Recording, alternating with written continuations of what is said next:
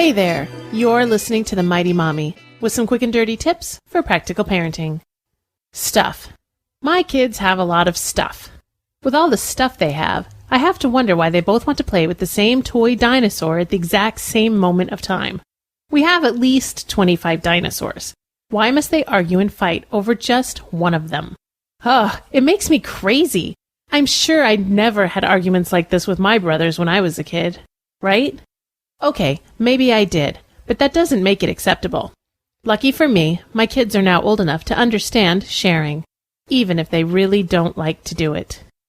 Children will start understanding the concept of sharing somewhere around the age of 3. So, if your 2-year-old toddler isn't giving up his toy gracefully, remember that he doesn't really know why he should. He still thinks that his feelings are the only ones in existence. Once your child is old enough to know better, then you'll want to take the extra steps to help him make the right choice when it comes to sharing. One of the first things you can do is participate in playdates with other children.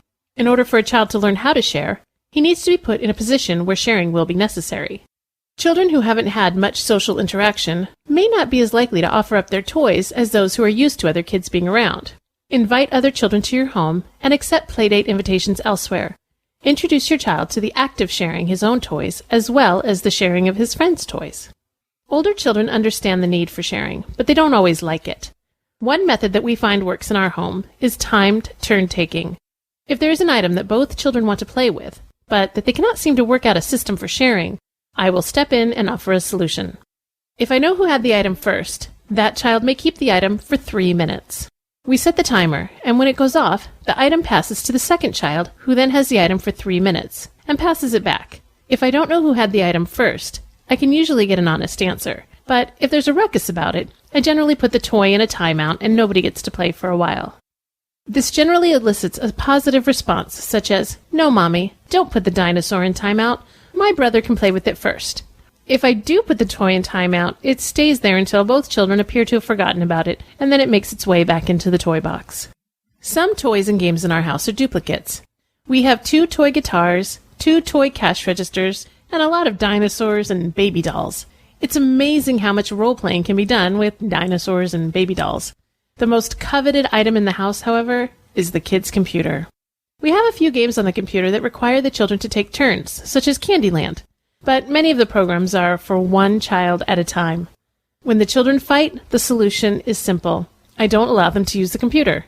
It really is that simple. They either take turns or neither of them gets to use it. It is a quick and dirty tip, but I believe it to be the most effective. If your children enjoy something, they won't want it taken away, and they will be much more willing to share.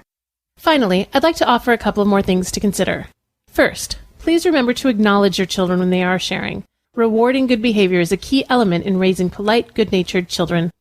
Second, choose items that your children will want to play with together. Several cans of Play-Doh are easy to share. Even if both kids want green, you can divvy it up for them. If you have a toy that your children are constantly battling over and it isn't a great expense for you, consider buying 2 of them. Sometimes it's nice to have something you don't have to share, especially when you're a kid. That's all the time I have today, and my house is still overrun with dinosaurs. So I need to start the roundup. Thanks for listening. You can find a transcript of this show at quickanddirtytips.com. If you'd like to request a topic for The Mighty Mommy, you can email me directly at mommy@quickanddirtytips.com or leave a message by calling 206-202-2185. This is your friend, The Mighty Mommy, wishing you happy and fun parenting.